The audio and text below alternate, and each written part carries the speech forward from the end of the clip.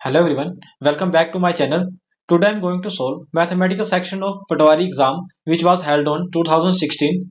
So let's start the video with the first question. The question is on your screen, that is,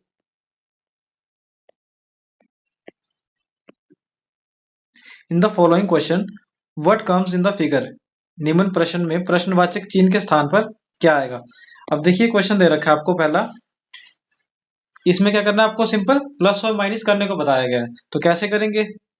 दे रखा है 8597 minus question mark दे रखा है, उसकी जगह हम एक्स मान लेंगे, इज इक्वल टू 7429 माइनस 4358, है ना। पहला क्वेश्चन ये दे रखा है, तो क्या करेंगे हम, सबसे पहले तो x को एक साइड रख के जो नंबर है वो सारे एक साथ दूसरी तरफ ले आएंगे राइट हैंड साइड की ओर। तो क्या होगा यहाँ पे 7429 माइनस 4358, और माइनस अगर ये प्लस का है यहाँ पे, जब कोई निशान नहीं लगा होता किसी नंबर के साथ तो क्या होता है, वो प्लस का होता है। जब उसको दूसरी साइड लेके जाएंगे फिर क्या बन जाएगा, वो माइनस का। 8597 बराबर के बाद ये आ गया। अब क्या करेंगे, अब देखिए जो माइनस और माइनस की टर्म है, दो टर्म दे रखी हैं, उनको क्या करेंगे, हमेशा आपको पता है कि अगर दो रकम के साथ माइनस लगा हो तो क्या आती है, वो संख्या ऐड हो जाती है। तो जब इन दोनों को ऐड करेंगे, अब 7429 प्लस का है तो इसको एज इट इज रख लेंगे। तो माइनस, अब निशान तो माइनस का ही लगेगा क्योंकि दोनों रकम के साथ माइनस लगा है और बड़ी रकम के साथ भी माइनस लगा है, तो निशान तो माइनस का ही होने वाला है। लेकिन जब इनको ऐड करेंगे तो बनेगा 5592 एंड 1, 12955 बन जाएगा। अब देखिए, अब जब इन दोनों को माइनस करेंगे तो सिंपली क्या बनेगा, 625 एंड 5, लेकिन क्या बनेगा वो माइनस का, क्योंकि बड़ी रकम के साथ माइनस लगा है। अब देखिए अगर ये माइनस का बन गया तो आपको यहाँ दिखाई दे रहा होगा कि एक्स के साथ भी माइनस का निशान लगा हुआ है, इसका मतलब माइनस से माइनस कट जाएगा, तो आंसर क्या आएगा आपका 5526, यानी कि ऑप्शन बी आपका करेक्ट आंसर रहेगा। नेक्स्ट क्वेश्चन करते हैं।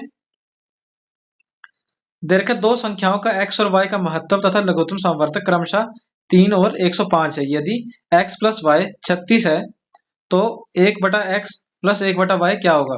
अब देखिए इस क्वेश्चन को मैं कराता हूँ पहले बिल्कुल सिंपल तरीके से। क्या करना है आपको, जब भी ऐसी संख्या दे रखी हो तो क्या करेंगे, लघुत्तम और महत्तम समवर्तक दे रखा हो, एलसीएम और एचसीएफ, और प्लस उस संख्या को एडिशन भी दे रखा हो कि एडिशन आपका इतना, तो क्या करेंगे, सिंपल उस संख्या का लिखेंगे एडिशन और डिवाइड कर देंगे उसको, जो मल्टीपल होगा एलसीएम और एचसीएफ का, यानी क्या आ जाएगा आपका 36/315, है ना। आप क्या करेंगे, इसको काट लेंगे, किसके साथ कट जाएगा ये, 5 और 1 6 3 9, 6 3 9, 3 के साथ कट जाएगा, तो काटेंगे 3 के साथ, या 9 के साथ भी कट जाएगा, 9 चौके 36, और 9 से करेंगे तो 9 3 27, और 9 फिर 45, 9 9 बटा क्या जाएगा, नहीं 4 बटा क्या जाएगा आपका 35, यानी कि ऑप्शन सी आपका करेक्ट आंसर है। अब जिनको ये समझ नहीं लगी कि ऐसा क्यों किया, वो बताता हूँ एक्सप्लेन करके। देखिए आपको एक फॉर्मूला है, किसी भी संख्या का गुणनखंड जो होता है, गुणनफल जो क्या होता है, लघुत्तम गुणा महत्तम समवर्तक। किसी दो संख्याओं का गुणनफल जो होता है वो लघुत्तम गुणा महत्तम समवर्तक होता है, एलसीएम गुणा एचसीएफ होता है। तो हमने क्या किया, सिंपल उसको मल्टीप्लाई कर दिया, और x प्लस वाई क्या होता है आपका 36 दे रखा है, ठीक है, उसको ऊपर क्यों लिखा। अब देखिए एक्सप्लेन करता हूं मैं। आंसर में आपको ये पूछा गया 1/x और 1/y, तो जब इसको थोड़ा सा सिंपलीफाई करेंगे तो क्या एलसीएम आ जाएगा इसका x इंटू वाई, और ऊपर क्या आएगा, जहां 1 दे रखा है वहां y, और प्लस जहां दूसरी तरफ यहाँ y को से डिवाइड करेंगे x आएगा, यहाँ क्या आ जाएगा x, तो यानी इसको y प्लस एक्स लिखें या x प्लस वाई कोई फर्क नहीं है, और नीचे क्या होगा x इंटू वाई, है ना। यही दिखाई दे रहा है आपको। अब अगर ये आपको टर्म दिखाई दे रही है तो देखिए x प्लस वाई तो आपको 36 दे रखा है, हमने वो लिख लिया। अब हमें पता है कि दो संख्याओं का जब गुणनफल होगा वो एलसीएम गुणा एचसीएफ के बराबर होगा, तो 3 गुणा 105 कितना हो जाएगा आपका, सिंपल 315। तो जो मैंने ये तरीका बताया ये लॉन्ग रूट है कि क्यों इसको करते हैं। अगर ऐसा क्वेश्चन है तो डायरेक्ट कैसे करेंगे, जो उनका एडिशन दे रखा है उसको ऊपर लिख लेंगे, नीचे जो उनका मल्टीप्लीकेशन होगा उसको नीचे लिखेंगे, सीधा काट के डायरेक्ट आंसर आ जाएगा 1/x प्लस 1/y का। नेक्स्ट क्वेश्चन की ओर मूव करते हैं। नेक्स्ट क्वेश्चन है, फिर यहाँ पे जो क्वेश्चन मार्क दे रखा है, पूछा गया क्वेश्चन मार्क के स्थान पे क्या आएगा। एक वैल्यू दे रखी है आपको, उसको सोल्व करने को बोला और बताया गया है कि क्वेश्चन मार्क के स्थान पे आपका क्या आने वाला है। अब देखिए इसको कैसे करेंगे। अगर आप ये टर्म देख पा रहे होंगे तो यहाँ दे रखा है 0.06, यहाँ 0.47, 0.079। अब नीचे देखेंगे तो सेम टर्म दे रखी है, लेकिन क्या हो रहा है, एक दशमलव की वैल्यू जीरो और दे रखी है ना, 0.006, यहाँ पे 0.0047 और यहाँ पे 0.0079। अब दशमलव के बाद एक जीरो इन्होंने एक्स्ट्रा बढ़ा दिया और कुछ नहीं, बाकी बिल्कुल सेम टू सेम रखा हुआ है। क्या करेंगे इसको हम, देखिए इसको आपका कोई भी घात निकालने की जरूरत नहीं, क्योंकि इस तरीके से करने लगे तो काफी टाइम वेस्ट होगा। तो क्या करेंगे हम, सिंपली जो भी आपका दे रखा है ऊपर पहले जो लिखी संख्या वो लिख लीजिए, 0.06 घात 2 प्लस 0.47 की घात 2 प्लस 0.079 की घात 2, और डिवाइड में किसके साथ है सबका। अब देखिए मैं यहाँ पे डायरेक्ट लिख रहा हूँ, यहाँ पे 0.006 दे रखी है। अब आप ये नोटिस कर रहे होंगे ऊपर वाली संख्या के साथ जो नीचे वाली संख्या है उनमें एक जीरो एक्स्ट्रा दे रखी है। अगर एक जीरो एक्स्ट्रा दे रखी है, जैसे आपका कोई 0.2 होता है, अगर समथिंग कोई चीज है, तो 0.2 को सिंप्लीफिकेशन कैसे करते, 2/10। और यहाँ अगर एक जीरो दे रखी है सब में, तो क्या मतलब एक इनके, अब 6 यहाँ पे 1/10 एक्स्ट्रा आएगा, एक जीरो एक्स्ट्रा आएगी। तो क्या करेंगे, सिंपल 1/10 हम इसको कॉमन ले लेंगे, क्योंकि सभी में एक एक जीरो एक्स्ट्रा दे रखी है दशमलव के बाद। अब क्या होगा, यहाँ पे अंदर यही आएगी ना सेम, 0.06 की स्क्वायर प्लस 0.047 का स्क्वायर, 0.47, क्योंकि जीरो तो एक जो एक पॉइंट था वो तो हमने ये यूज कर लिया ऑलरेडी, है ना। अब 1/10 कम हुआ तो क्या होगा, एक संख्या कम होती जाएगी, और यहाँ पे 0.079 का स्क्वायर, इन सभी का स्क्वायर दे रखा था। अब देखिए जो नीचे वाली संख्या ऊपर वाली संख्या वो दोनों सेम लग रही है ना, अगर ये दोनों सेम है तो क्या होंगी, एक दूसरे के साथ ये कट जाएंगी।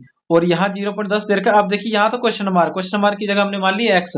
अब यहाँ देखे रखा है, इसको सोल्व करेंगे थोड़ा सा, क्या बनेगा, 1/10, यानी जब इसको सिंप्लीफाई करेंगे तो एक्स बराबर आ जाएगा आपका 10 के, यानी ऑप्शन आपका कौन सा आएगा,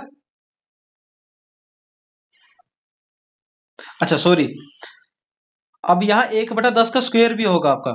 क्यों, देखिए यहाँ पे भी सभी जगह स्क्वायर दे रखा है ना, तो अगर 0.2 का जैसे हम स्क्वायर लेके चलते हैं ना, अगर स्क्वायर लेके चलते तो नीचे क्या आता, एक जीरो एक्स्ट्रा आती है ना, क्योंकि 0.2 का स्क्वायर होता 0.04 होता, तो फिर 4 क्या आना था, 100 आना था। तो यहाँ 10 का स्क्वायर भी होगा, तो अगर स्क्वायर करेंगे तो यहाँ आ जाएगा 100 और एक्स की वैल्यू आएगी 100, यानी ऑप्शन सी आपका करेक्ट आंसर है। मूव करते हैं नेक्स्ट क्वेश्चन की ओर। सरलीकृत करने के लिए बोला गया, सिंपलीफिकेशन का क्वेश्चन नहीं है।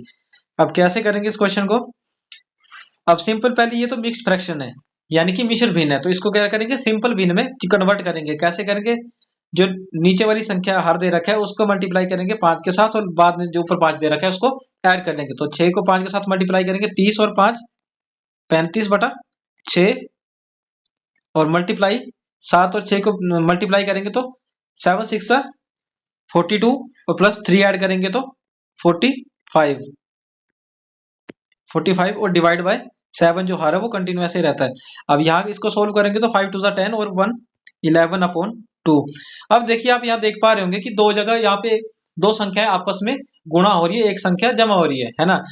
अब आपको पता है कि बोर्ड मास का नियम बोलता है कि सबसे पहले मल्टीप्लीकेशन होती है ना, उसके बाद एडिशन होती है। तो सबसे पहले क्या करेंगे, हम मल्टीप्लीकेशन कर लेंगे इन संख्याओं का। कैसे करेंगे, अब देखिए 7 के साथ ही कट रही है बिल्कुल, 7 के 5 करेंगे तो 35, यहाँ 3 के साथ दोनों कट जाएंगी तो 2 यहाँ पे नीचे, 3 2 6, और यहाँ पे 15 3 45। तो यहाँ क्या आ गया आपका, 15 को 5 के साथ मल्टीप्लाई करेंगे तो 75/2 और प्लस 11/2। अब यहाँ पे दोनों जगह दो दे रखा है, तो इसका मतलब एलसीएम क्या आएगा, ऊपर सिंपल 2 आ जाएगा, और 2 को जब यहाँ पे ऊपर सिंपल इनको दोनों को ऐड कर दीजिए। अगर हर सेम दे रखा है दो संख्याओं का, उनको एडिशन को बोला है, तो ऊपर वाली जो संख्या होती है वो सिंपली ऐड हो जाती है आपस में, यानी आ गया आपका 6 8/2।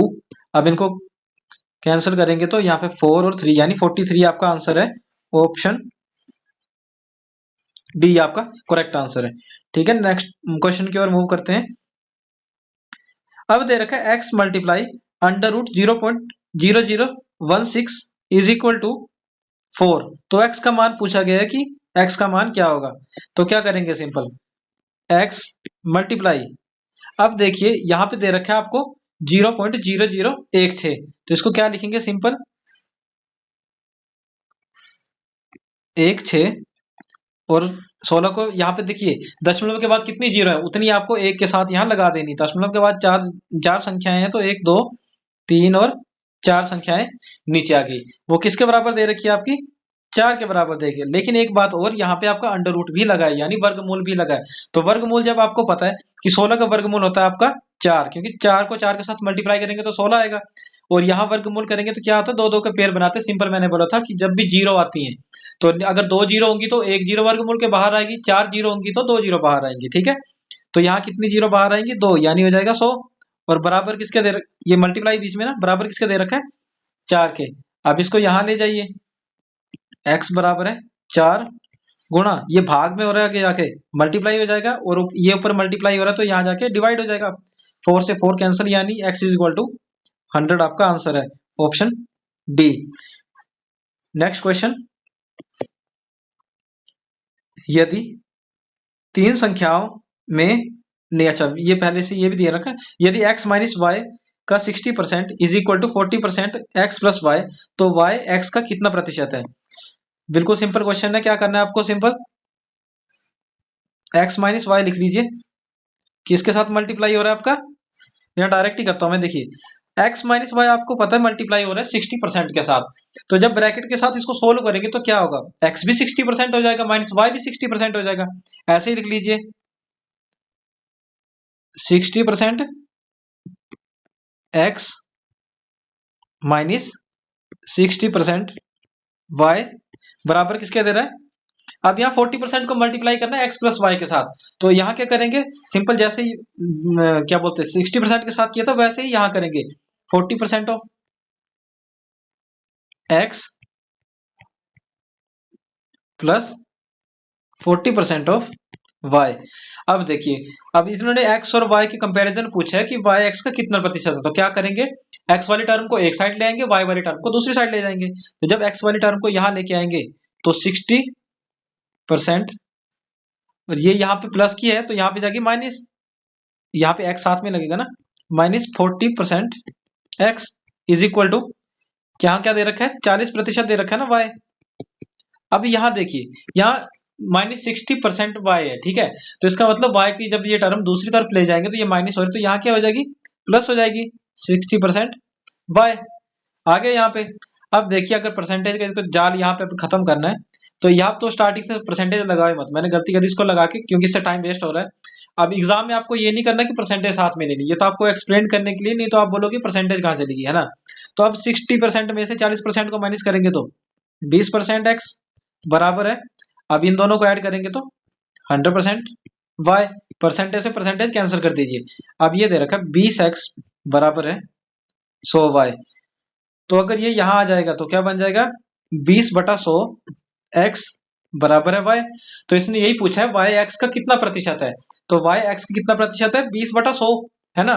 x का 20/100 बराबर है y, तो 20/100 क्या लिख सकते हैं इसको 20%, है ना। तो y x का कितना प्रतिशत है 20%, यानी ऑप्शन आपका ए करेक्ट है। तो नेक्स्ट क्वेश्चन है, तीन संख्याओं में पहली और दूसरी संख्या का अनुपात 8:9 है, दूसरी तथा तीसरी संख्या का अनुपात 3:4 है, तो पहली तथा तीसरी संख्याओं का गुणनफल 24 हुआ, तो दूसरी संख्या ज्ञात कीजिए। अब देखिए ये रेशो का क्वेश्चन आ गया, सिंपल आप पहले लिख लीजिए ए और बी का कितना रेशो दे रखा है आपका 8:9, बी रेशो सी कितना दे रखा है आपको 3:4। अब मैंने बताया था, जिसने अगर मेरी प्रीवियस क्लास लगाई होगी क्या बोलते हैं इसकी रेशो की, तो क्या करते हैं, मैंने बोला था ऐसे उल्टा एन बना लेना एक बार, फिर सिंपल मल्टीप्लाई करते चलो। 8 को 3 से मल्टीप्लाई किया 24, ये आ गई ए की वैल्यू, 3 को 9 से मल्टीप्लाई किया आ गया 27, ये आ गई बी की वैल्यू, और 9 को 4 के साथ मल्टीप्लाई किया आ गया 36, यानी ए आ गई सी की वैल्यू। तो अब देखिए क्या एक दूसरे से कट रहे हैं, बिल्कुल 3 के साथ कट जाएंगे, 8 थी 24, 9 थी 27, और 12 को 3 के साथ मल्टीप्लाई करेंगे तो आ जाएगा 36। अब यहां तक तो हमने x y a b c की तो वैल्यू निकाल ली। अब आगे पूछा गया है पहली तथा तीसरी संख्या का गुणनफल 24 है, तो दूसरी संख्या ज्ञात कीजिए। तो आपको क्या करना है, सिंपली पहले इनको एक्स लगा लीजिए साथ में, ठीक है। अब पूछा गया है कि पहली तथा तीसरी संख्या का गुणनफल 24 दे रखा है आपका, तो इन दोनों को मल्टीप्लाई करेंगे आ जाएगा आपका 96, और यहाँ x दोनों के साथ x है, तो एक्स स्क्वायर बराबर है 24 हो गए। अब एक्स स्क्वायर की वैल्यू क्या आ जाएगी, 2400 भाग कर लेंगे 96 के साथ। पहले 4 से डिवाइड करते हैं इसको, 2 और 4 24 आ जाएगा। और यहाँ करेंगे 4 से डिवाइड तो 600। अब यहाँ पे आ जाएगा 100, यहाँ आ जाएगा 4, 6 से काटा ना, 100 को 6 से मल्टीप्लाई किया 600, और यहाँ 24 को 6 से मल्टीप्लाई किया 4, यहाँ करेंगे डिवाइड तो 25। एक्स स्क्वायर की वैल्यू कितनी आ गई, 25, लेकिन एक्स की वैल्यू कितनी आएगी, अंडर रूट 25, यानी एक्स की वैल्यू आ गई आपकी 5। अगर आपके पास एक्स की वैल्यू 5 आ चुकी है तो हमें पता है कि हमने बी की वैल्यू क्या मानी है, 9x, तो 9x के साथ मल्टीप्लाई करेंगे 9x, x की जगह 5, तो 9 को 5 के साथ मल्टीप्लाई करेंगे आ जाएगा 45, यानी कि ऑप्शन सी आपका करेक्ट आंसर है। मूव करते हैं नेक्स्ट क्वेश्चन की ओर। नेक्स्ट क्वेश्चन आपकी स्क्रीन पे, दो संख्याएं एक तीसरी संख्या से क्रमशः 20% तथा 50% अधिक है, इन दो संख्याओं का अनुपात क्या है। अब देखिए दो संख्याएं दे रखी हैं आपको, मान लीजिए 3 संख्याएं हैं ए, बी और सी। अब बता रखे इन दो की जो सी है, मान लीजिए आप वो है 100 दे रखे, क्योंकि प्रतिशत की बात हो रही है तो हम सी को 100 मान लेंगे, तो आपके लिए इजीली कैलकुलेशन पड़ जाएगी। अगर सी हमने 100 मान लिया तो क्या बोला, दो संख्याएं तीसरी संख्या से 20% और 50% अधिक है। अगर ये 100 मान लिया हमने, ठीक है, तो अगर इसमें 20% अधिक है तो बी की वैल्यू कितनी आ जाएगी, 100 में से 20 जमा करेंगे तो 120% है ना। और ए की क्या होगी, 50% अधिक है, तो यानी 150 है ना। अब देखिए पूछा गया है इन दो संख्याओं का अनुपात क्या होगा। अब इन दोनों का अनुपात निकालेंगे कैसे, 120 को डिवाइड 150 के साथ, क्योंकि पहली संख्या 20% दे रखी है ना, वो दूसरी 50, इसलिए मैंने ये पहली लिखी, उसके बाद नीचे दूसरी लिखी। अब 1 0 से 1 0 कैंसिल, 3 के साथ मल्टीप्लाई करेंगे 4, और यहाँ 5, यानी 4:5। ऑप्शन बी आपका करेक्ट आंसर है। नेक्स्ट क्वेश्चन, ये दे रखा है श्रृंखला 2 5 11 20 32 47 -86 में लुप्त संख्या ज्ञात कीजिए। अब देखिए आपको एक सीरीज दे रखी है ना, कि इनके बीच में आपको कोई मिसिंग नंबर है, वो आपको फाइंड आउट करना कि कौन सा नंबर मिसिंग है। तो सबसे पहले हमें इसका पैटर्न देखना पड़ेगा कि क्या पैटर्न है इसका, किस हिसाब से इन्होंने इनमें गैपिंग करी है ना, क्या डिफरेंस है इसका। अब देखिए जब 5 को 2 से माइनस करेंगे तो क्या यहाँ का पहले का कितना डिफरेंस आ रहा है, 3 आ रहा है, ठीक है। फिर 11 को 5 से करेंगे तो क्या आ रहा है डिफरेंस, 6। अब 20 को 11 से करेंगे तो 9, और 32 को 20 से तो 12, 47 को 32 से 15। अब देखिए आपको ये ना 3 का टेबल चल रहा है ना, 3 1 3, 3 2 6, 3 3 9, 3 4 12, 3 5 15। अब अगर 3 का टेबल कंटिन्यू चल रहा है तो यहाँ पे आपको 47 तक की वैल्यू पता है, और यहाँ तक बताया कि 15 के आपने लास्ट में ऐड किया था। अब इसके बाद 3 के टेबल में क्या आता है, 3 6 है 18, तो अगर यहाँ पे 18 आता है तो 47 के साथ सिंपल 8 को ऐड कर लीजिए, यहाँ 5 और 4 1 5 1 6, यानी 65 आपका आंसर रहेगा, ऑप्शन बी। अब नेक्स्ट क्वेश्चन करते हैं, ए ने संतरों की कुछ मात्रा 1200 रुपए के कुल मूल्य पे खरीदी, उसने संतरे का 1/3 भाग 20% हानि पे बेच दिया, ए का कुल लाभ 10% का होता है, बचे हुए संतरे को कितने लाभ पे बेचा। अब देखिए ए ने कुछ संतरे खरीदे होंगे जिनका कितना मूल्य था, कॉस्ट प्राइस यानी क्रय मूल्य कितना था इनका, 1200 रुपए। अगर 1200 रुपए इनका क्रय मूल्य दे रखा है, अब बोले उसने 1/3 भाग को 20% की हानि पे बेच दिया। अब 1200 का 1/3 भाग सबसे पहले होगा कितना, 1200 का 1/3 यानी 400, ठीक है। 1200 का 1/3 आ गया 400, यानी 400 को इसने क्या बेचा, 20% की हानि पे बेच दिया। अगर 400 को 20% की हानि हुई तो 400 का 20% हानि करने के बाद कितने पे बेचा गया। अब 20% की हानि हुई तो हानि किससे होगी, 100% से होगी ना, 100% से हानि होगी 20% की, तो कितना प्रतिशत उसके पास बच जाएगा, 80% बच जाएगा। तो 20 से 20 कैंसिल, यहाँ बच जाएगा 320, 320 आ गया। यहाँ पे लिख लीजिए आप कि उसने 400 रुपए में जो संतरे थे वो खरीदे थे और कितने में बेच दिए उसने, 320 रुपए में। अब ये बोल रहा है कि एक कुल लाभ 10% का होता है, तो बचे हुए संतरों को वो कितने रुपए में बेचेगा। सबसे पहले क्या करेंगे, अब देखिए यहाँ पे आ गया 320 रुपए, ठीक है। अब उसने बोला बचे हुए 10% लाभ पे बेचता है, तो अगर 10% का लाभ हो रहा है उसको, तो कितने बनेंगे? सबसे पहले वो रुपए देख लीजिए। 1200 पे होगा 10% का लाभ। 10% का लाभ होगा अगर 100% पे, तो कितना? 110% हो जाएगा। 110/100, एक जीरो से एक जीरो कैंसिल, इस जीरो से ये जीरो कैंसिल, और 12 को इससे मल्टीप्लाई करेंगे, क्या आ जाएगा? 132, 1320 रुपए। तो उसने 1320 रुपए में ये बेचे हैं। अब देखिए अगर 1320 रुपए में बेचेगा, ठीक है, और इसने कितने बेच दिए? 320 रुपए तो उसने ऑलरेडी ले लिए हुए हैं, ठीक है। 1320 में से टोटल बेचने थे ना, लेकिन 320 की तो उसने पहले बेचे थे, 80 रुपए की हानि ले ली थी ना। तो 1320 में से पहले 320 तो माइनस कर दीजिए, जो उसने एक तिहाई बेच दिए थे, तो कितना बच गया? 1000 रुपए में। मतलब उसने बाकी जो बचे हुए संतरे थे उनको 1000 रुपए में बेचा। अब 1000 रुपए में अगर बेचा है उनको, तो उनकी पहले बताइए कॉस्ट क्या थी, क्रय मूल्य क्या था? क्रय मूल्य क्या था इनका? देखिए क्रय मूल्य था इनका, टोटल का था 1200। अगर उसने एक तिहाई बेचे तो उनका था 400 रुपए क्रय मूल्य। 400 रुपए क्रय मूल्य बना अगर, तो यानी 400 क्रय मूल्य था उन एक तिहाई का, तो बचे हुए कितने था? कितने बच गए? 800। 800 रुपए क्रय मूल्य, 800 रुपए था। अब उसको लाभ कितना हुआ आपको? आपको पता है कि अगर 1000 रुपए में बेचे उसने, 800 रुपए में खरीदे थे, तो कितना लाभ हुआ? 200 का। तो यानी फॉर्मूला लाभ प्रतिशत निकालेंगे, लाभ बटा क्रय मूल्य गुणा 100। अगर फॉर्मूला नहीं याद है तो ध्यान दीजिए, क्या करना है, सिंपल फॉर्मूला याद रखने की जरूरत भी नहीं है आपको। देखिए लाभ किस संख्या पे हो रहा है, आपको लाभ 1000 रुपए पे थोड़ी हो रहा है, आपको लाभ हो रहा है 800 रुपए पे। अब उसके पास 800 रुपए की कोई चीज खरीदी है आपने, 200 में एक्स्ट्रा उसमें बेच दी है ना, 200 रुपए के लाभ पे उसने बेच दी, तो आपको लाभ किस संख्या पे हुआ? आपको हुआ 800 रुपए पे लाभ हुआ। तो इसका मतलब जो 200 का लाभ हुआ 800 पे, 200/800 और गुणा 100, क्योंकि प्रतिशत में निकालना है। दो जीरो से दो जीरो कैंसिल, दो से काटेंगे तो 4, और यहाँ काटेंगे तो 25, यानी 25% उसको, जो बची हुई संख्या है, बचे हुए संतरे हैं, उनको 25% के लाभ पे बेचना होगा, तब जाके वो जो नुकसान था उसको कवर कर पाएंगे, ठीक है। Next question. एक दुकानदार कुछ चीजें क्रय मूल्य के अनुसार बेच रहा है, परंतु 1 किलो के बदले उसे 900 ग्राम का बाट लगा रहा था, उसका लाभ प्रतिशत ज्ञात कीजिए।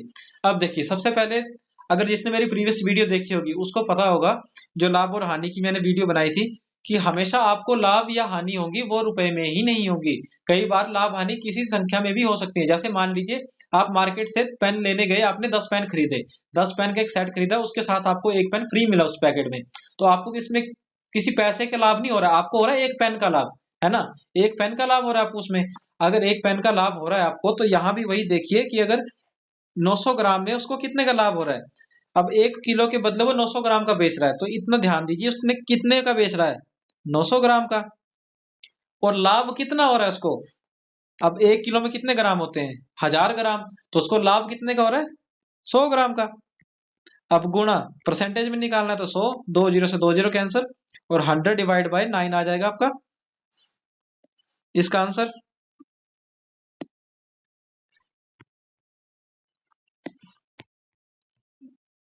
100/9। अब देखिए यहाँ दे रखा है मिक्स्ड फ्रैक्शन में, 100/9 कहीं नहीं दे रखा। तो अब इसको अगर मिक्स फ्रैक्शन में करेंगे, भाग करेंगे, तो क्या 9 को 1 के साथ करेंगे 9, या एक रिमाइंडर बच जाएगा, फिर 9 को 1 के साथ करेंगे, एक रिमाइंडर बच जाएगा, 1/9%, यानी कि ऑप्शन आपका डी करेक्ट आंसर है। अब लिखा गया दो संख्याओं का अनुपात 3:5 है, यदि दोनों संख्याओं को 10 बढ़ा दिया जाए तो उनका अनुपात 5:7 हो जाता है, संख्या ज्ञात कीजिए। अब देखिए एक तो तरीका, आप संख्याएं मान लीजिए 3x और दूसरी संख्या मान लीजिए 5x, फिर क्या कीजिए उन दोनों संख्या में 10 ऐड करिए, 3x + 5, 5x + 5, और फिर इक्वल टू कर दीजिए 5:7 के अकॉर्डिंग। उसमें आपका काफी टाइम जाएगा। सिंपल तरीके से क्या करेंगे, ऐसे क्वेश्चन जब भी आए आप क्या करेंगे, उसको सोल्व करना शुरू करेंगे ऑप्शन के साथ। अब देखिए सबसे पहले दो संख्याओं के बीच में अनुपात कितने का है? 3:5 का। तो यहाँ पहले देख लीजिए कौन सी ऐसी संख्याएं हैं, कौन सी ऐसी वैल्यू दे रखी है आंसर की, जहां पे 3:5 का रेशो बन रहा है। एक तो देखिए ए में, अगर ए दो संख्याएं हैं, एक 3 और 5 होगी, तो 3:5 ही बनेगा, ठीक है। और बी में दे रखा है 7:9।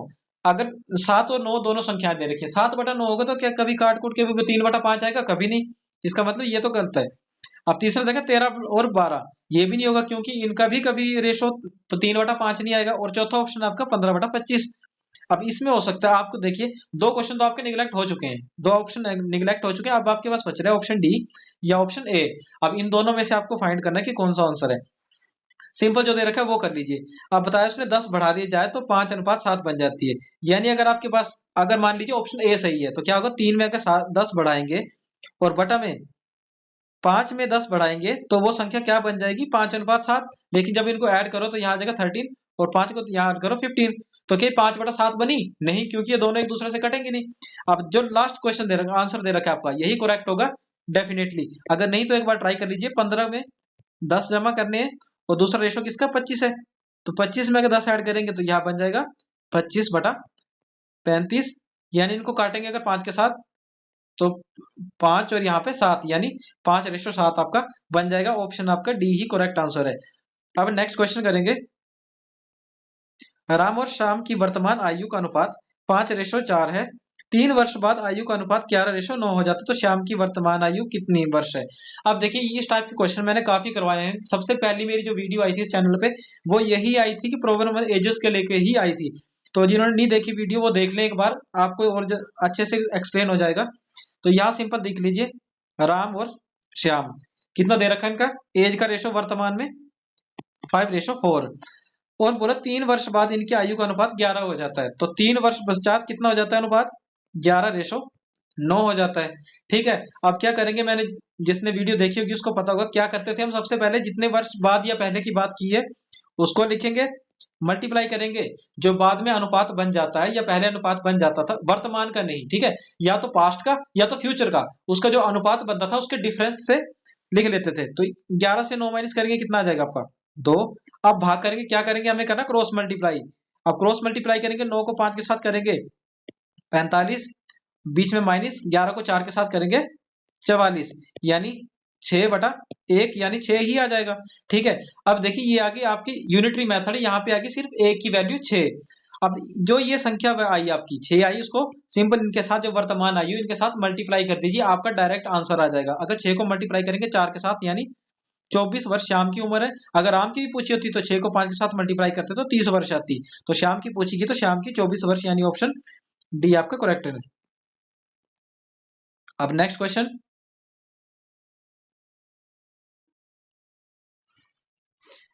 दे रखा है, यदि x प्लस वाई बराबर है 18 तथा x इंटू वाई बराबर है 72 के, तो x square plus y square का मान ज्ञात कीजिए।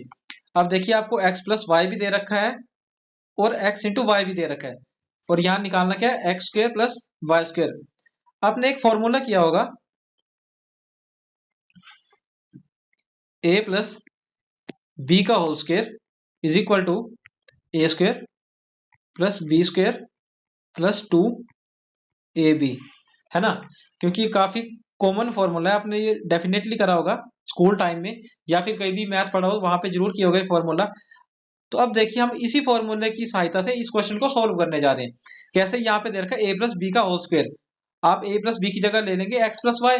एक्स प्लस वाई का होल स्क्वायर कितना दे रखा है आपको, 18 दे रखा है। तो यहाँ x plus a plus b की जगह या x प्लस वाई की जगह कितना लिख लेंगे हम, 18 का स्क्वायर। ठीक है, और बराबर है, देखिए हमने लिख दिया ए प्लस बी की जगह 18 का स्क्वायर, यानी एक्स प्लस वाई या फिर ए प्लस बी जो भी लिखिए। अब आगे 18 का स्क्वायर, अब दे रखा है ए स्क्वायर प्लस बी स्क्वायर। अब हमें ए स्क्वायर या बी स्क्वायर की वैल्यू पता नहीं है, लेकिन यहाँ पे हमें इसकी वैल्यू फाइंड आउट करनी है। तो यहाँ सिंपल लिख लीजिए, ए और बी की जगह एक्स प्लस वाई है ना, तो एक्स प्लस वाई का स्क्वायर लिख लीजिए। ठीक है, लिख लिया हमने। अब क्या लिखा है, लिखा प्लस 2ab प्लस 2 और a into b, a into b या फिर x इंटू वाई।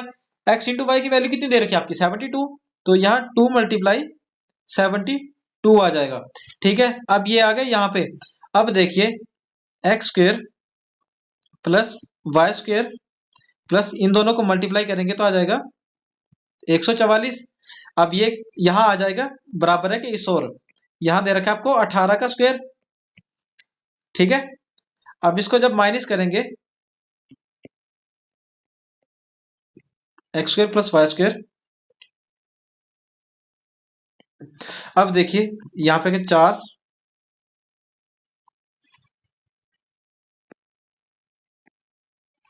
324। अब यहाँ पे माइनस किसको करेंगे, 144 को, तो यहाँ पे 0 8 180, 180 आएगा एक्स स्क्वायर प्लस वाई स्क्वायर, यानी ऑप्शन आपका सी करेक्ट आंसर है। अब नेक्स्ट क्वेश्चन करते हैं।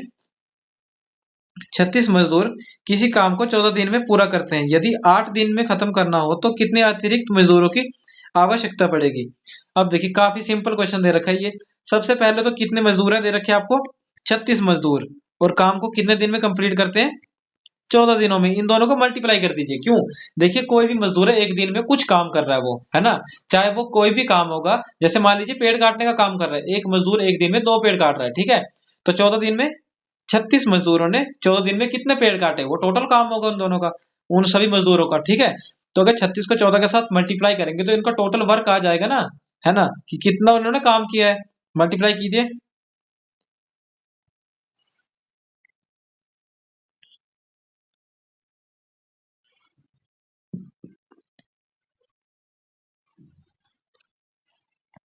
504, यहाँ आ गया आपका 504। अब देखिए क्या दे रखा है, 504 आ गया इनका टोटल काम। अब बोला 8 दिनों में काम खत्म करना, तो कितने मजदूरों की आवश्यकता होगी। अब ये आ गया टोटल काम, तो इसके 8 मजदूरों ने 8 दिनों में काम खत्म करना है। तो इसका मतलब सीधा 8 से इनको डिवाइड कर दीजिए, 6 और 3 यानी 63, 63 मजदूर। लेकिन इसने पूछा गया है कि अतिरिक्त मजदूरों की कितने अतिरिक्त मजदूरों की जरूरत पड़ेगी। तो यानी 63 तो उसको टोटल चाहिए ना मजदूर, लेकिन उसके पास कितने मजदूर है अभी, 36 मजदूर है। इसको माइनस कर लीजिए, यहाँ पे 7 और 2 27, यानी इसको ऑप्शन सी 27 मजदूरों की और आवश्यकता पड़ेगी ये काम को खत्म करने के लिए। नेक्स्ट क्वेश्चन करते हैं। ए बी से 60% ज्यादा सक्षम है, यदि ए अकेले किसी काम को 15 दिन में खत्म कर सकता है तो ए और बी दोनों मिलकर उसी काम को कितने दिनों में खत्म कर पाएंगे। अब देखिए ये भी काफी सिंपल क्वेश्चन है, ऐसे लेंथी है काफी ज्यादा। क्या करेंगे, ए अनुपात आपको बी दे रखा है, कितना, ए बी से 60% ज्यादा एफिशिएंट है, मतलब ज्यादा सक्षम है। अगर ए बी से ज्यादा सफिशिएंट है तो क्या होगा, मैंने बताया था जब प्रतिशत की बात आती है तो क्या करेंगे, एक संख्या को लिख लेंगे 100, और 60% अधिक सक्षम है, तो यानी ये क्या हो जाएगा 160, है ना। प्रतिशत की बात होगी तो 100 मानना है। तो अब क्या करेंगे, इसको थोड़ा सिंप्लीफाई कर लेते हैं।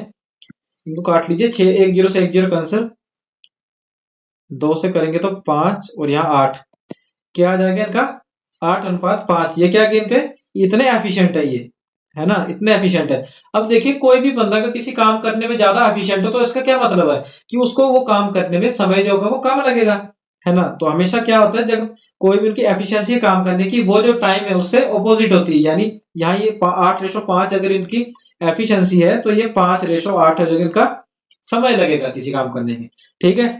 अब देखिए अगर इन दोनों को टोटल देखना हो कि ए की एफिशिएंसी 8 है, बी की 5 है, तो इन दोनों की टोटल एफिशिएंसी कितनी होगी कि एक दिन में वो कितना काम कर सकते हैं। एक 8 कर सकता है, बी 5 कर सकते हैं, यानी टोटल कितना कर सकते हैं वो 13 काम कर सकते हैं, है ना। अब देखिए यहाँ 13 आ गया आपका। अब क्या करेंगे, बी के लिए करेंगे सबसे पहले। अब मैंने बताया था कि समय दे रखा है आपको यहाँ पे 5, है ना। समय आ गया इसका 5, ए का समय निकाला हमने, ए आ गया, ए का समय आ गया हमें 5। लेकिन हमें क्या बता रखा है, ए 15 दिन में काम खत्म कर सकता है। अगर 15 दिन में खत्म कर सकता है तो 5 की वैल्यू किसके बराबर दे रखी है इसने, 15 के। तो यानी ए की वैल्यू किसके बराबर होगी, 15/5 यानी 3, 5 3 15। अगर ए की वैल्यू 3 के बराबर है तो 8 की वैल्यू कितनी आएगी, 8 × 3 यानी कि 24,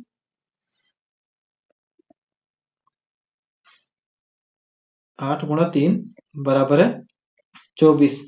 अब आगे 24 वैल्यू, ठीक है। तो यानी ये इतने समय में कर सकता है, ये इतने समय में कर सकता है। अब क्या करना है, नहीं सॉरी, ये कितने में कर सकता है, ये 15 में और ये 24 में। अब देखिए हमें बता रखा है कि दोनों मिलकर उस काम को कितने दिनों में खत्म कर पाएंगे। अब सबसे पहले हमें निकालना होगा काम वो टोटल है कितना कि इसको वो खत्म कर पा रहे हैं। अब इन दोनों को क्या करेंगे, निकालेंगे एलसीएम, उससे क्या आ जाएगा, हमारा जो टोटल काम होगा वो आ जाएगा। तो एलसीएम निकालेंगे 15 और 24 का। जब इनका एलसीएम निकालेंगे, आप निकाल लेना एलसीएम, एलसीएम आएगा इसका 120 आ जाएगा एलसीएम, ठीक है।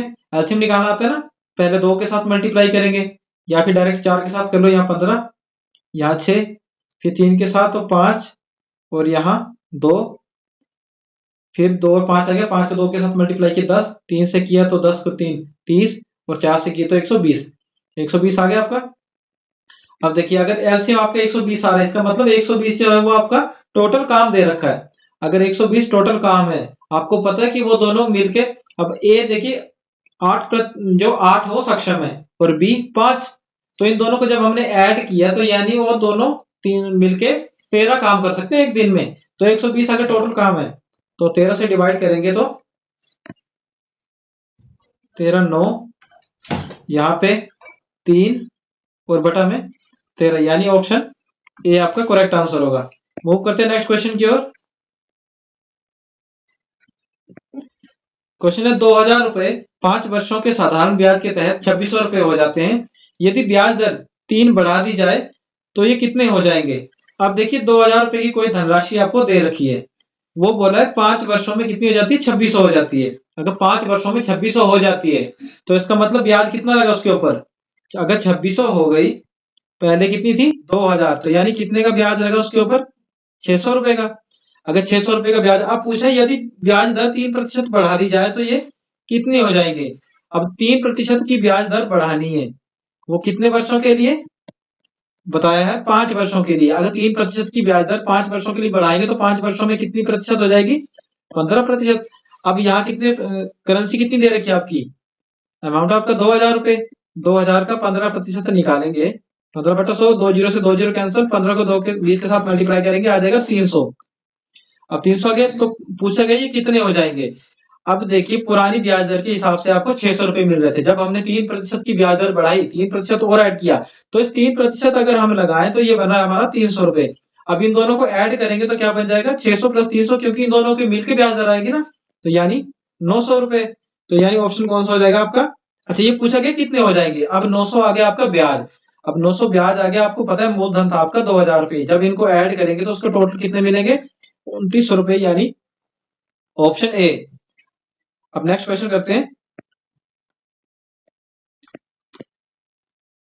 अंकों के युग्म -5 7 तथा -1 3 के बीच की दूरी क्या है ना?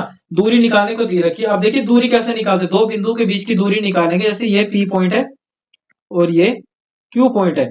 अब इनकी दूरी निकालते थे तो पी के साथ आता था x1 y1 बिंदु और क्यू के साथ x2 y2। अब इनका फॉर्मूला था, जब इनकी बीच की दूरी निकालनी होती डिस्टेंस, तो क्या करेंगे? x2 माइनस x1 का square plus y2 minus y1 का स्क्वायर, ऐसे निकालते थे ये। तो अब देखिए x2 क्या दे रखा है यहाँ पे आपका? x2 दे रखा है यहाँ पे आपका -1। अब माइनस में x1 आपका -5, तो माइनस और यहाँ भी माइनस लगा तो यानी +5 का स्क्वायर। अब प्लस दे रखा है y2 दे रखा है आपका 3 और -7 का स्क्वायर, और इनका वर्गमूल भी निकालना है। अब देखिए जब इनका स्क्वायर करेंगे तो 5 से 1 करेंगे माइनस, तो क्या हो जाएगा? 4 बन जाएगा, और 4 का स्क्वायर क्या होता है आपको पता है? 16 होता है, जाएगा 16 प्लस। अब 3 -7 क्या होगा? -4, और -4 का स्क्वायर करेंगे तो चाहे माइनस की टर्म हो चाहे प्लस की टर्म हो, जब स्क्वायर किया जाता है तो माइनस हट जाता है और वो प्लस में कन्वर्ट हो जाती है, यानी यहाँ भी 16 आ जाएगा। अब इनके साथ वर्गमूल भी दे रखा है। अब वर्गमूल यहाँ पे इनका बन गया 32 वैल्यू, ठीक है, इन दोनों को ऐड किया तो अब 32 का वर्गमूल है, तो 32 का वर्गमूल निकालेंगे तो कैसे? अब 32 को कैसे लिख सकते हैं? 2 गुणा 2, 5 बार 2 लिख सकते हैं ना। अगर 5 बार 2 लिख सकते हैं, आप देखिए आपको कितने जो संख्या बाहर आ सकती है, 2 और 2, यानी 2 गुणा 2 4 आ गया बाहर, और अंडर रूट में एक 2 अंदर बच गया, यानी इसके साथ कोई पेयर नहीं बना, तो 4√2 आंसर, यानी ऑप्शन बी। नेक्स्ट क्वेश्चन देखते हैं। 12,600 का 2 वर्ष के लिए 10% दर से चक्रवृद्धि ब्याज ज्ञात कीजिए, जबकि ब्याज वार्षिक संयोजक होता है। क्या बोल रहा है? 2 वर्ष का ब्याज आपको ज्ञात करना है, लेकिन वो क्या कंपाउंड इंटरेस्ट है, ठीक है, चक्रवृद्धि ब्याज है। साधारण ब्याज और चक्रवृद्धि ब्याज में अंतर होता है। जो साधारण ब्याज होता है, जैसे 100 रुपए की कोई धनराशि है, ठीक है, 100 रुपए की कोई राशि दे रखी है आपको, वो बोला कि 2 साल के लिए अगर ब्याज दर लग रही है आपको कितनी? 10% की, ठीक है, तो यानी 2 साल में कितना ब्याज बनेगा उसका? 20%। 2 गुणा 10 सिंपल मल्टीप्लाई करेंगे तो कितना बन जाएगा? 100 का 20%, यानी 20 रुपए। तो 2 साल बाद कितना बन जाएगा उसका? 120 रुपए इसका राशि बन जाएगी। लेकिन चक्रवृद्धि ब्याज की बात करें तो चक्रवृद्धि ब्याज कैसे लगता है? जैसे 100 रुपए की धनराशि है, 2 साल के लिए 10% का ब्याज लगेगा, तो क्या एक साल में कितना होगा? अब पहले साल के लिए जो चक्रवृद्धि ब्याज लगता है और साधारण ब्याज, वो तो बिल्कुल सेम होता है दोनों का, ठीक है। एक साल में अगर 10% ब्याज लगेगा, वो बन जाएगा 110, ठीक है, धनराशि बन जाएगी 110। लेकिन अगर अगले साल की भी बात की जाए कि अगले साल कितना ब्याज लगेगा, तो वो जो ब्याज लगेगा वो इस जो धनराशि बन चुकी होगी, ना कि जो सबसे पहली राशि होगी वो नहीं, जो धनराशि एक साल के बाद भी ब्याज बन जाएगी, उसको ऐड करके ही वो ब्याज लगेगा, यानी इसका 110% लगेगा। तो यानी कितना बन जाएगा? 121, यानी 21 रुपए ब्याज बन जाएगा। यहाँ बनता था 20 रुपए, यहाँ बन जाएगा 21 रुपए, यानी 1 रुपए अधिक आपको मुनाफा होगा। तो चक्रवृद्धि ब्याज जो होता है वो साधारण ब्याज से फर्क होता है उसमें। अब ये पूछा गया कि 2000 रुपए की धनराशि है 26, अच्छा, हाँ नहीं, ये 12,600 का 2 वर्ष के लिए 10% वार्षिक दर से चक्रवृद्धि ब्याज ज्ञात कीजिए, जबकि ब्याज वार्षिक संयोजित है। तो क्या करेंगे? सबसे पहले 12,600 रुपए की धनराशि है, अब ब्याज बताया इसने 10% का। अब आपको सिंपल क्या करना है कि अगर 10% का ब्याज है, आपको निकालनी है कुल राशि, ब्याज निकालना, तो क्या करेंगे? सिंपल तरीका, बिना फॉर्मूला लगाए क्या करेंगे? अगर 10% का ब्याज है, 10% का ब्याज लगेगा, मतलब आपकी जो कुल राशि होगी, है ना, कुल राशि होती है हमेशा आपकी 100%, ठीक है, उस पे ब्याज लगेगा आपका 10%। अगर 10% ब्याज लग रहा है तो उसके बाद कितनी बन जाएगी वो संख्या? 110/100। लेकिन आपका ब्याज लग रहा है 2 वर्षों के लिए, तो उसको फिर एक बार मल्टीप्लाई कीजिए 110/100। जब काटेंगे इनको, 2 जीरो से 2 जीरो कैंसिल, इस जीरो से ये, यहां से ये, अब क्या बन गया? 126 और मल्टीप्लाई 121, ये बन गई राशि आपकी। अब इनको जब सिंपलीफाई करेंगे तो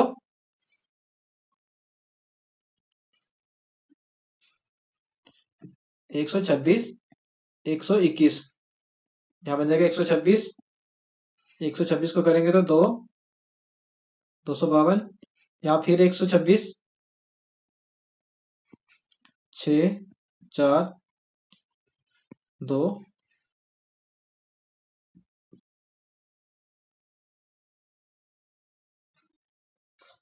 15,246 रुपए। अगर 15,246 बन गया, तो अब देखिए संख्या कितनी थी? 12,600।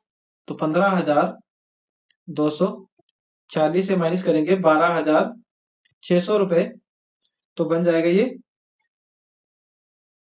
6, 4,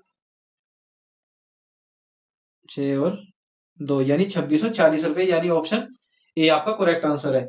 मूव करते हैं नेक्स्ट क्वेश्चन की ओर। यदि किसी वृत्त की त्रिज्या 20% कम कर दी जाए तो उसके क्षेत्रफल में कितनी कमी आएगी? अब देखिए वृत्त की सबसे पहले वृत्त की क्षेत्रफल का फॉर्मूला क्या होता है? पाई आर स्क्वायर। अब इसने बोला है, मान लीजिए जो पुरानी त्रिज्या थी और नई त्रिज्या में, उसमें पहले अंतर देख लेते हैं। बोला वृत्त की त्रिज्या 20% कम कर दी जाए, तो मान लीजिए प्रतिशत को मैंने बोला था, जब भी प्रतिशत की बात आती है तो सिंपल क्या कर लीजिए, जो R1 थी पुरानी त्रिज्या थी वो थी 100, और 20% कम करने के बाद क्या बन गई? वो 80 बन गई। अगर ये 100 थी 80 बन गई, तो थोड़ा सिंपलीफाई कर लीजिए, 4 5, यानी पहले त्रिज्या 5 रही होगी, बाद में वो बन गई 4। तो क्या था?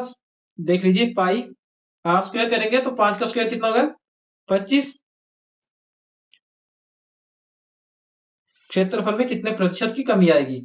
25, और बराबर है, अब R2 के लिए क्या था? अगर R2 का होगा तो पाई आर स्क्वायर, इसको सीधा डिवाइड में लिख लीजिए डायरेक्ट, क्योंकि बराबर के बाद भी तो डिवाइड ही आएगा, डिवाइड में पाई। अब आर का स्क्वायर दे रखा है, आर यहाँ पे आपके पास आ गई 4, यानी 4 का स्क्वायर होगा 16। अब इससे ये कैंसिल हो जाएगा, तो क्या बन जाएगा? 26, 25 और यहाँ पे 16।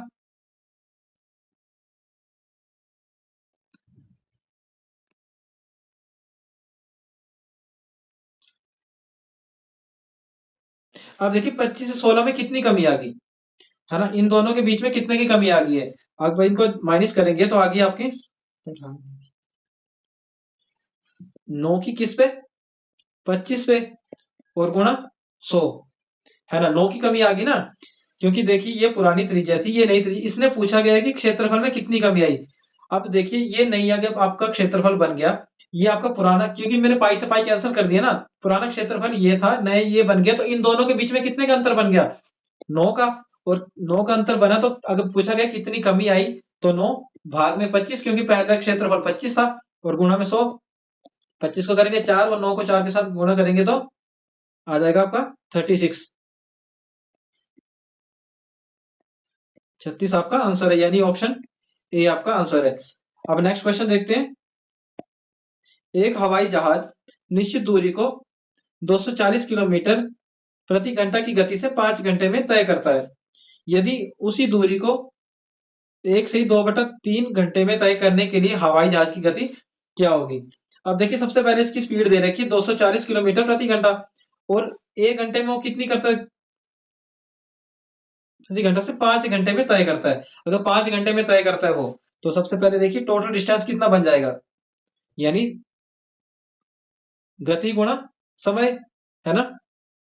अब इसकी गति दे रखी है ये तो ना, speed equal to distance upon time, और हमें डिस्टेंस निकालना है तो क्या होगा, स्पीड इंटू टाइम। अब स्पीड क्या दे रखी है आपको 240 की, और बोला है 5 घंटे करता है दूरी तय, तो यहाँ 0, 5 के 0 2 1200 किलोमीटर की ये दूरी दे रखी है। अब ये बोला कि अगर 1/2/3 घंटे में अगर इसको तय करनी तो गति क्या होगी। अब ये देखिए आगे दूरी, अब निकालनी गति, स्पीड क्या होती है, डिस्टेंस अपॉन टाइम। अब टाइम दे रखा है 1/2/3, अगर 1/2/3 दे रखा है तो इसको पहले सिंप्लीफाई कीजिए, 3 एकम 3 और 2 5/3 आ जाएगा, 5/3, और यहाँ 5/3 यानी 1200/5, और यहाँ पे गुणा में 3। अब करेंगे मल्टीप्लाई, इसको काटेंगे, इसको 5 को, 240 गुणा 3, यानी स्पीड होगी उसकी 720 किलोमीटर प्रति घंटा की, यानी ऑप्शन डी आपका करेक्ट है। यही लास्ट क्वेश्चन था आज का। आई होप आपके सारे डाउट क्लियर हो गए होंगे, जिसने भी पेपर ये दिया होगा। अगर उसको नहीं समझ आई होगी, कोई क्वेश्चन छूटा होगा, तो वो समझ आ गया होगा। अब देखिए, पटवारी का एग्जाम फ्यूचर में भी आने वाला है, इसलिए मैं पटवारी की कोशिश कर रहा हूँ कि जो भी प्रीवियस एग्जाम है उनके सोल्व करा सकूं, ताकि आपको पता लग सके किस टाइप के मैथमेटिक्स के क्वेश्चन आते हैं। आई होप वीडियो पसंद आई होगी। पसंद आई तो लाइक कीजिए, शेयर कीजिए, और चैनल को ज्यादा से ज्यादा सब्सक्राइब कीजिए, और अपने फ्रेंड्स के साथ भी शेयर कीजिए, जो भी जिनके लिए वैल्यूएबल लगे ये चीज। ठीक है, मिलते हैं नेक्स्ट वीडियो में, तब तक के लिए गुड बाय, टेक केयर।